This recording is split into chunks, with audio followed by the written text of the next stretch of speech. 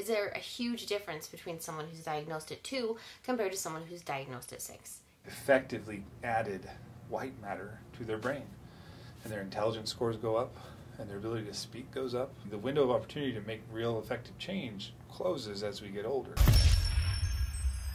Ezra, our 7-year-old, has level 3 autism, which mainly means he just needs a little bit more support and help.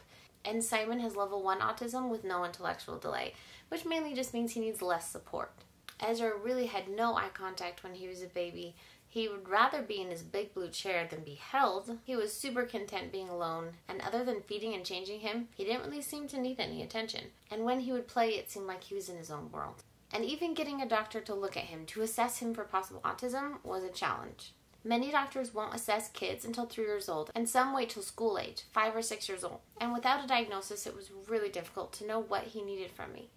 Even though when Simon was young, he didn't have the more obvious and stereotypical classic signs of autism, like Ezra did, he did show some signs, especially when we lived in an RV. Yes, 5 kids in an RV, and we traveled the U.S. visiting all the national parks. It was at this time when we noticed the repetitive behaviors that Simon had. Since we're in pretty close quarters in an RV, there's not much room. We saw him flapping his hands when he got excited. We saw him lining things up, tiptoe walking, and running from one side of the RV to the other for a really long time every night. We learned a lot while living in the RV, and we post daily of our unique normal. Please consider subscribing. But with both of our boys, I really fought to get them diagnosed as soon as I could. I wanted to know the benefits of getting your child diagnosed with autism as early as possible. Does it really matter? Is there a huge difference between someone who's diagnosed at 2 compared to someone who's diagnosed at 6? And so I asked a professional. Dr. Spendlove is a clinical psychologist who specializes in the assessment of infants and children. He's worked for 3 years updating the ADOS-2 test, which is the gold standard for testing autism in the US. And I learned a lot from this guy. So what are some benefits of actually getting a child diagnosed as early as possible? Yeah, so it's a neurodevelopmental disorder, and the development of the brain is most amenable to change between 0 and 5. So the earlier you catch autism, the better the outcome at the end, right? Because the brain has this thing called plasticity, and if the section of the brain that's in charge of the speaking or the social interaction, that kind of stuff that affects those 3 symptom areas, if that part of the brain can be worked on through therapies, like to create new pathways, then skills increase, right? So take, for example, in one of the studies we did in my postdoc, we did an MRI scan on every child that we worked with in that study. And the MRI was under natural sleep, so we didn't drug them at all. And we had headphones on them where we could play sounds and do these things. And we got great information about the function of the brain, but even more, we got really good information about the structure of the brain. For the class of kids that we identified early, and they were with us in our treatment and they were going to these scans regularly, we saw a major increase in white matter. So your brain has 2 kinds of matter. There's gray matter and white matter. And gray matter is the fatty, tissuey stuff that just kind of holds everything in place. But the white matter is where the connections are made. And when you take the first scan of the brain of a child who has autism, there's not a lot of connection because they're delayed in language and they're not interacting and they're not exploring. They're not doing the things kids at their age usually do. But by the end of our study, they showed a significant increase in white matter, which means the treatments and the modality of treatment, ABA, and those sort of things that we were doing with them, effectively added white matter to their brain. And their intelligence scores go up, and their ability to speak goes up. The earlier you intervene, the better the outcome for all of it. Put in the comments what you think. Does it really matter to diagnose early? Remember, if you have an autistic child, you're in good company. We actually get quite a few comments of parents with concerns for their children outside of the United States. Right. And so they are told a lot of times by those different, doctors, like the doctors and stuff that are local for them and say, oh, we're not even going to go there until he starts school, until he's 5 or 6. Sure. And so they're online just searching for stuff like, how do I help my child? Because I can't even get a diagnosis until 3 years from now. And with what you're saying, that's really unfortunate. It is, and like I mentioned, the UCSD Autism Center of Excellence was an NIH-funded research study, something like $15 million. Yeah. Right, that's a lot of good cash, and then we gave free assessments to families. It's just another injustice of the world.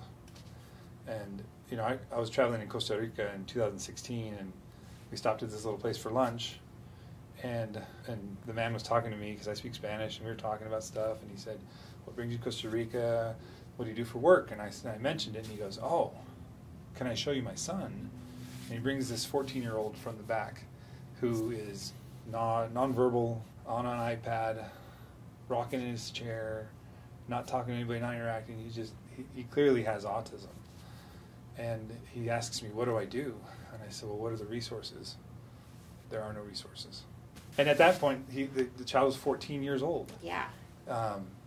It's not like that's a lost cause, but the window of opportunity to make real effective change closes as we get older. So for any of your viewers who are in countries outside of the United States, contact your local Office of Health Ministry. Contact somebody at the government level that might have resources available to you in one of the major cities. Because autism research is not just in the United States. We collaborated with labs in Italy, Australia, all over the globe. So it's going on all over the globe. But sometimes you just might have to travel to get the right diagnosis. For example, I wasn't always a clinician where I am now. I used to live in a very rural area in another state, and I was the only Spanish-speaking psychologist for a 500-mile radius that did this kind of testing. So you got people traveling all over the place. Far away. Yeah. Wow. And they left the day before our appointment to get there at the appointment on time. Wow. If a parent has concern that it's autism and a pediatrician says it doesn't seem that way, ask the right questions. What evidence do you have that makes it seem not like autism? Is there language where it should be? Are they interacting with you and other people like they should? And kids with autism don't generally have physical developmental problems, for example. So they could be walking just fine, they're growing just fine, their height and weight is fine, everything looks good, but the topic of language development, social interactions, and then repetitive restrictive behaviors, that's not on their charts anywhere. So ask the right questions, and as the doctor goes, yeah, I'm not actually sure, and say, well, that's why I would appreciate a referral, at least to somebody that can start treating him. Not every doctor is trained equal. Not every pediatrician has the same eye. So ask the right questions and force the issue if you're getting some kickback. Another thing which I've offered parents a lot is just call the local mental health authority. See if you can consult with a doctor like me, like a PhD clinical psychologist. Gotcha. So you can still put your foot in the door and say, hey, you've got these issues, ask your questions. Right. And then maybe you could even come with that data and things that you've said to the pediatrician. Sure. I feel like doctors understand numbers better and graphs better usually than feelings. Except they So, read it, I mean, they do. They're like, I'm like, look, I charted my child's behavior for a month. They're going to take you more seriously. They're going to understand it better. Here's a video about 12 autism signs under the age of 2, and here's an autism playlist.